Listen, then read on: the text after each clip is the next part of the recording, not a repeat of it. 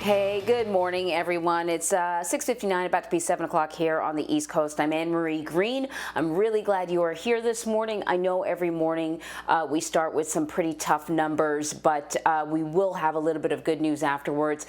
To begin, the stark reality, really, more than 250,000 Americans have died from COVID-19. And with the hospitalizations at record levels, doctors are warning that they may need to make some tough decisions about which patients are given beds. But for the third day this week, we are getting promising news about a potential vaccine. So that's at least something good. Just this morning, researchers announced that AstraZeneca's vaccine is showing strong results in older patients, a more vulnerable segment of the population. You may know the vaccine as the Oxford vaccine. Pfizer and Moderna have also said that their vaccines are performing well at trial. So Debra Alfarone is following all of this from Washington. Debra, we're also hearing that the nation's largest school system, New York City, is going to be shutting down. What are government officials doing in light of these rising cases?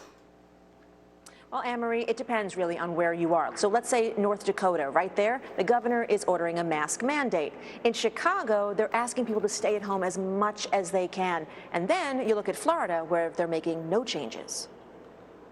State and local governments are reimposing measures to slow the spread of the coronavirus. And I need to ask a little more. I know this will cause some more harm out there. The restrictions, mostly on businesses like restaurants, bars, and gyms, come as the total number of Americans who have died from COVID-19 passes 250,000. The rate of growth we're seeing from the middle of October to now is something we haven't seen since March. A record 79,000 Americans are currently hospitalized. We don't ever want to think about what could happen if we run out of beds. But the fact of the matter is we do have to think about that. Residents in Pittsburgh are being advised to stay home as the number of new cases there hit a record high. I'm done asking, and today I'm telling you that these are things we must all do to bring down the level of spread. New York City's positivity rate hit 3%, forcing the nation's largest school district into total remote learning. So I guess we're ready, but we're not really ready. Health experts are concerned the holidays will exacerbate the situation. This will be the first time sort of in this pandemic where we have kind of back-to-back events where people are very used to getting together as family. Chris Hauser's wife, Brandy, died from COVID-19 in October. One holiday missed is better than having a holiday without a loved one. I'm not going to have Brandy for Thanksgiving or Christmas. One coronavirus model projects another 110,000 Americans will die by Inauguration Day. So, Deborah, I remember in the spring, it might have been, April, hearing a prediction for the death toll for this coronavirus, and it was something near 100,000. The top would have been 200. And at the time, that number was mind-blowing to me. I couldn't even imagine. I thought it was an extreme exaggeration. And now here we are. I'm wondering, how does the death toll that we're seeing this morning actually compare to what experts were predicting early on in this pandemic? Well, early on in this pandemic, Anne-Marie, you might remember President Trump talking about 2 million, the number 2 million at the top end of this.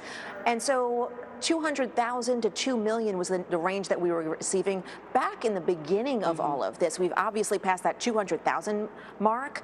But think about this. We've learned a lot. Right? So we know now we have some clear guidance on masks. We know about reopening the economy and some of those restrictions, lessening those restrictions. We also have more testing. So we've learned a lot more, and hopefully we can do something to mitigate these numbers.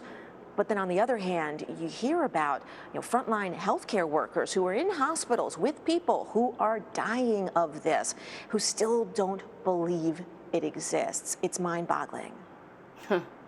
Yeah, it really is. And I think when the president was talking about 2 million, part of that was if we did absolutely nothing. And clearly that's not the case, but still the numbers are, higher than they are anywhere else in the world. What are some of the models that that you're following saying about what the numbers could get to going forward?